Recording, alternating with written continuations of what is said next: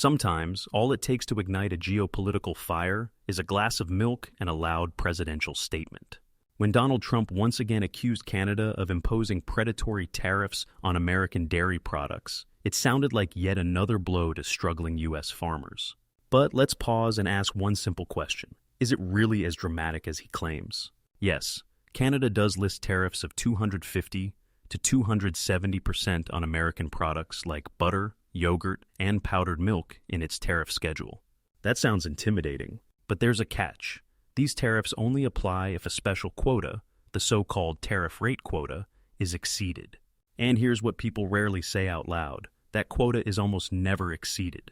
For 3 consecutive years, the United States exported more than $1 billion worth of dairy products to Canada annually, and no 250% tariffs were applied, because all shipments were within the allowed volume, where the tariff rate is 0.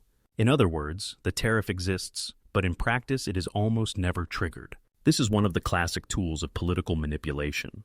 Take a real fact and rip it out of context. Technically true, but misleading. And if you look closer, it becomes clear. Trump wasn't lying about the size of the tariff, but he failed to mention that it only applies under certain conditions.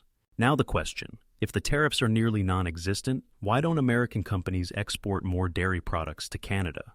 The answer lies in the structure of the quota itself. The majority of the import rights are allocated to large Canadian producers, the very ones who have no incentive to compete with themselves. Why import American yogurt if you already have your own production line?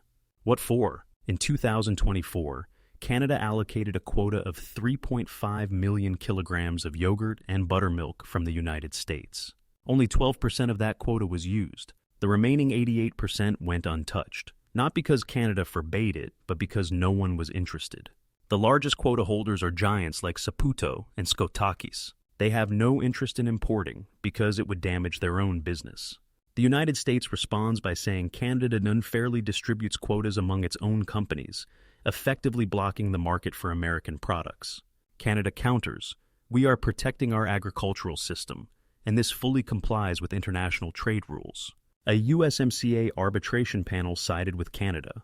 But there's another layer, a technological one. American milk often contains the growth hormone RBST, which is banned in Canada. That automatically makes it less appealing, even without tariffs. Now let's look at the scale. Dairy products make up only 0.1% of the total trade volume between the US and Canada, which is valued at $700 billion. Economically, a drop in the bucket. Politically, a storm in a glass of milk. So why blow this issue out of proportion? The answer, as always, lies in strategy. Trump, a seasoned manipulator, uses the image of the wronged farmer as a battering ram for his next move. A 20% global tariff on all imported goods. Economists are already calling it economic suicide. It's reminiscent of the infamous Smoot-Hawley policy, which in the 1930s led the United States into the Great Depression. And now, attention, a forecast from Moody's.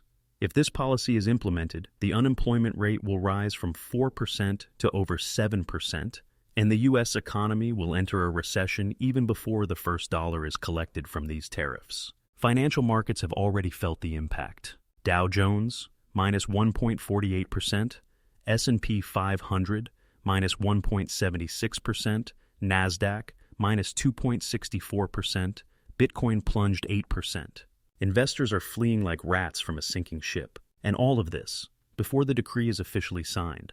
And what about Canada? It's not standing idly by. In response to the America Trade Liberation Day, Ottawa activated an emergency response plan. The reply is mirror-like, a 25% tariff on $155 billion worth of American goods, including automobiles, agricultural products, and consumer goods.